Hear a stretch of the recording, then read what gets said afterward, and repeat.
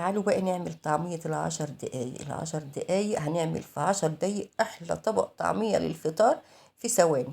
يلا يا حبايبي نسمي ونبدأ بسم الله ونصلي على الرسول، وحطوا يا حبايبي لايك للفيديو واشتراك في القناة وما تحرمش منكم أبدا أبدا. أنا هنا كان معايا نص كيلو فول جبته ونقعته حوالي 3 ساعات، وكمان جبت هنا بصلتين في الحجم الصغير. بصوا بصل التخليل، عارفين بصل التخليل ما تكتروش بصل لان البصل الكتير بيخلي الطعميه تشرب زيت.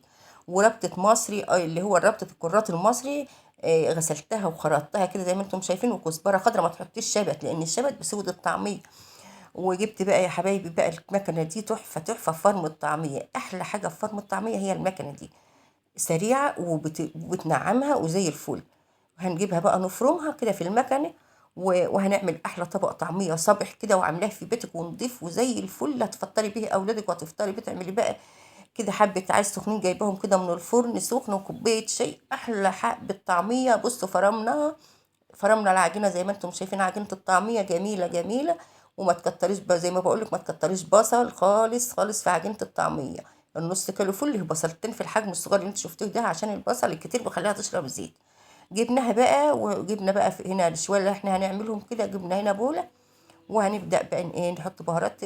بصوا عايزه تحط شطه حط، انا احط معلقه صغيره كركم وكمان كزبره ناشفه وشويه فلفل اسود. ان كنت هتحط شطه حط شطه، وشويه ملح وربع معلقه صغيره بيكربونات الصوديوم اللي هو الكربونات، علشان يعمل تبقى الطعميه بتاعتنا هشه.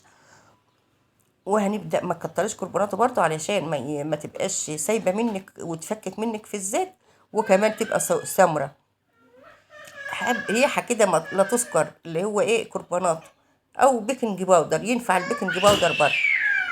وهنعمل بقى احلى شويه طعميه. بصوا احنا بنديها ضربه كده بايدنا كده علشان يدخلها الهواء وتبقى الطعميه بتاعتنا هشه وحلوه.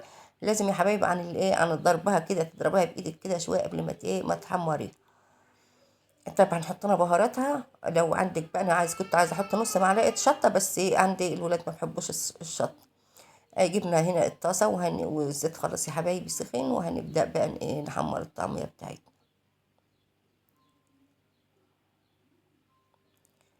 بصوا هتبقى شويه طعميه زي العسل، عاملاها في بيتك ونضيفه والزيت نضيف. انا بحب اعملها في البيت على طول، محبش الطعميه اللي بتيجي من بره ديت، يعني قليل قليل لما بجيب. وبتبقى حلوة وطعمها حلو وزي الفل، وحاجة عاملاها في بيتك نظيفة وضمناها ومضمونة لولادك وزي العسل. انا بقى جايبة عيش سخن من الفرن وشوية بقى مخلل، حتة جبنة، وهتبقى وكوباية شاي وأحلى فطار وطعمية سخنة. وما تنسوناش يا حبايب قلبي بقى حطوا لايك للفيديو واشتركوا في القناة. وده طبق الطعمية الجميل الجميل الهش بتاعنا. بصوا جميلة مقرمشة كده من بره وجميلة وجوسي كده وطرية من جوه وجميلة. بصوا خضرها جميلة. هفتح لكم قرص كده. بصوا افتح لكم قرص وهتشوفوه خضرة كده من جوه وطعمها ولا ريحة